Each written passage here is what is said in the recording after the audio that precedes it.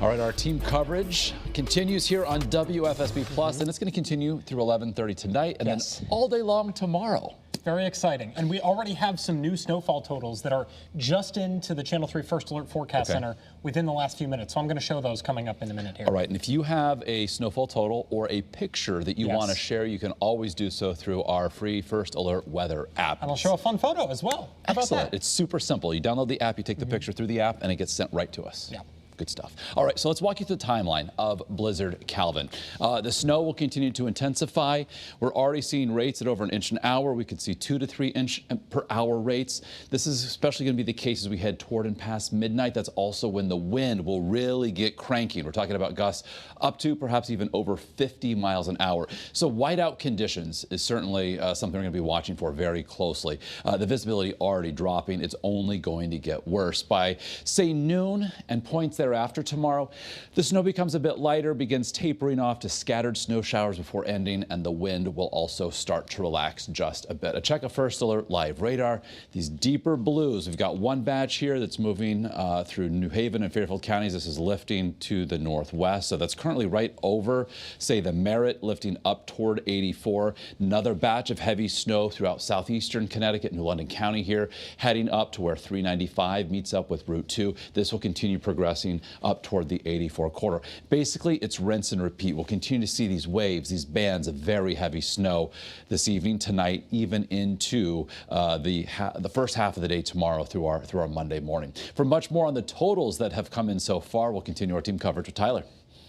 Yeah, Mark, these are the latest totals that we have that are just coming in, and they're already starting to get up there. So we'll start in eastern Connecticut, about 2.5 inches of snow. Wilton, 3 inches of snow, already 4 inches of snow in Shelton as well. So a lot of times it's the southern part of our state that's picking up more snow, but eventually we'll see those snow totals start to get up there in northern Connecticut as well. Also, it's good to look off at the snow totals in parts of Long Island to see what's headed our way.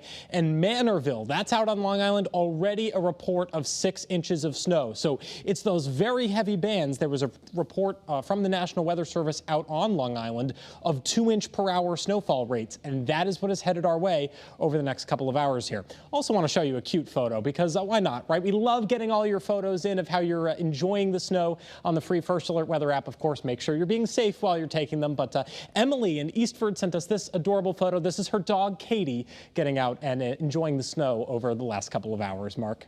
All right, I want to take you out to the roads in our state, certainly becoming snow covered, even the main thoroughfare. So note as well, with the snow coming down, the visibility not great, and those conditions will continue to go downhill.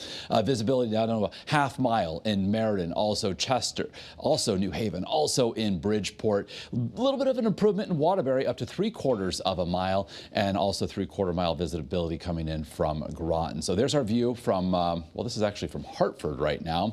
As we're looking there in our capital city. From Waterbury, 29 degrees, a fresh coating of snow, and from got a little camera issue here. We're just going to get past all those cameras. All right, so the catalyst for this storm, of course, an area of low pressure. This is the center of Calvin at 11 o'clock tonight.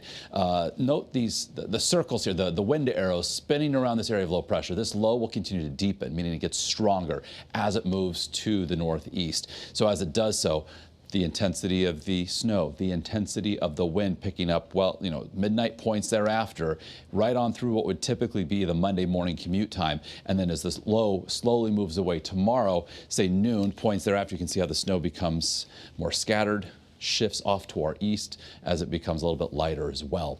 So the wind eventually starts to slacken, relax just a little bit tomorrow afternoon.